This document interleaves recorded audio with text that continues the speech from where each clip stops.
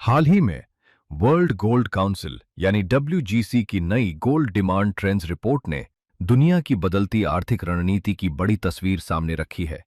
Report के मुताबिक जून महीने में दुनिया के सेंट्रल बैंक्स ने इस साल की सबसे बड़ी 51 टन सोने की खरीद की, जबकि अप्रैल से जून की दूसरी तिमाही में कुल खरीद 289 टन तक पहुंच गई। सवाल है कि आखिर दुनिया के देश अचानक इतनी तेजी से सोना क्यों जमा कर रहे हैं।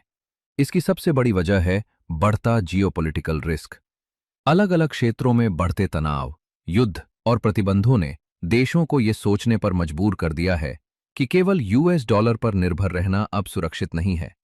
यही कारण है कि कई सेंट्रल बैंक्स अपने फॉरेन एक्सचेंज रिजर्व्स में गोल्ड की हिस्सेदारी बढ़ा रहे हैं। दूसरी बड़ी वजह है डी डॉलराइजेशन। कई देशों का मानना है कि भविष्य में ग्लोबल रिजर्व्स में डॉलर का दबदबा धीरे धीरे कम हो सकता है, इसलिए वे अपने रिजर्व पोर्टफोलियो को ज्यादा संतुलित बना रहे हैं। गोल्ड की सबसे बड़ी खासियत यह है कि यह किसी देश की सरकार या करेंसी पर निर्भर नहीं होता और संकट के समय इसकी अहमियत और बढ़ जाती है। खरीदारी की बात करें तो पोलैंड सबसे आगे है, जिसने इस साल सबसे ज्यादा सोना खरीदा है।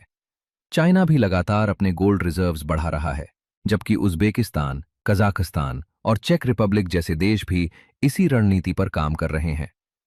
केवल खरीद ही नहीं, कई देश विदेशों में रखा अपना सोना वापस घरेलू वॉल्ट्स में भी ला रहे हैं, ताकि संकट की स्थिति में उन पर पूरा नियंत्रण बना रहे।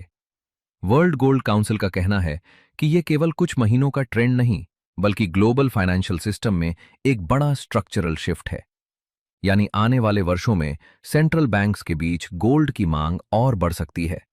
इसका असर अंतर्राष्ट्रीय गोल्ड प्राइसेस और वैश्विक वित्तीय व्यवस्था दोनों पर देखने को मिल सकता है।